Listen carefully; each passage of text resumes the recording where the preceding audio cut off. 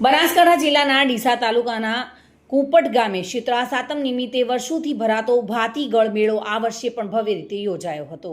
બનાસકાંઠાના ડીસાના જૂના ડીસા વિસ્તારની શ્રી રામ સેવા સમિતિના સભ્યો જેવા કે રવિભાઈ દરબાર, સંજયભાઈ મેવાડા, મહેશભાઈ સહિતના તમામ કાર્યકર્તાઓએ મળીને શીતળા સાતમના મેળામાં ભાવપૂર્વક ઠંડી છાશ અને મિનરલ વોટરનું વિતરણ કર્યું હતું।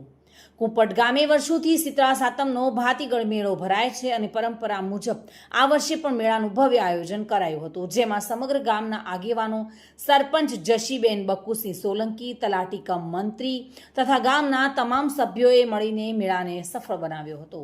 મેળામાં જૂના ડીસા, વાસણા, વડાવળ, ડીસા, રાજપુર સહિત આસપાસના ગામો ઉપરાંત દૂર દૂરથી મોટી સંખ્યામાં લોકો ઉમટી પડ્યા હતા।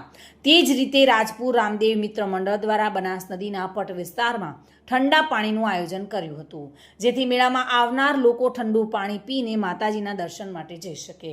જ્યારે જૂના ડીસામાં શ્રી રામ સેવા સમિતિ દ્વારા પણ ઠંડી છાશ અને મિનરલ વોટરનું આયોજન કર્યું હતું।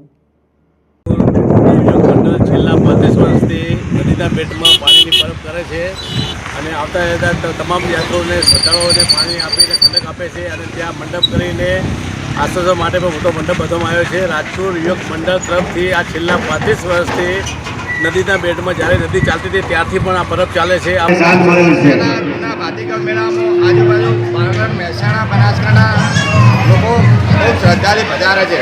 માતાજીની ખૂબ શ્રદ્ધા છે। માતાજીને 100 રૂપિયા દાન મળી। આ મેળાનું મહત્વ છે કે અહીંયા લોકો શ્રદ્ધાથી કામ કરે, પોતાના પશુપાલન અને શીતળા જેવા મહારોગો પણ મટી જાય છે। આજે અમારા કુપટ ગામે શીતળા સાતમનો સમગ્ર ઉત્તર ગુજરાતમાંથી તમામ પબ્લિક વધારે છે અને ખૂબ ભવ્ય મેળો ભરાય છે।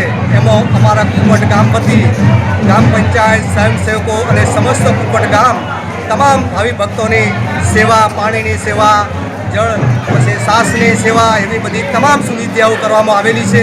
સેવા કેમ્પો અને આવેલા તમામ ભાવિ ભક્તોને અમે ખૂબ હૃદયપૂર્વક આવકારીએ છીએ અને અમારું શીતળા માતાનું એવું મહત્ત્વ છે કે કોઈને આંખોની તકલીફ હોય, કાનની તકલીફ હોય તો એવા સમગ્ર તમામ રોગો મટી જાય છે। આજે શીતળા સાતમ નિમિત્તે દર વર્ષની જેમ જૂના ડીસા શ્રીરામ સેવા સમિતિ વતી ગામના સહયોગથી ઠંડા છાશ અને ઠંડા પાણીના કેમ્પનું આયોજન કરેલું છે, જેમાં સર્વે ગામજનોનો સહયોગ રહેલો છે અને વિશેષ શ્રીરામ સેવા સમિતિ દર વર્ષે આવા સેવાના કેમ્પોનું આયોજન કરતું હોય છે, જેમાં ઘણા બધા સેવા કાર્યોમાં જે આપણા શ્રીરામ સેવા સમિતિના કાર્યકરો છે એ બધા આજે જોડાયેલા છે। આ રીતે શીતળા સાતમના પાવન પ્રસંગે ધાર્મિક ભાવના સાથે સેવા કાર્યનું સુંદર ઉદાહરણ જોવા મળ્યું હતું, જ્યાં ભાવિકોએ માતાજીના મેળાની સાથે માનવ સેવાનો પણ લાભ લીધો હતો। વિપુલ મંડોરા સાથે bureau report, today Gujarati news.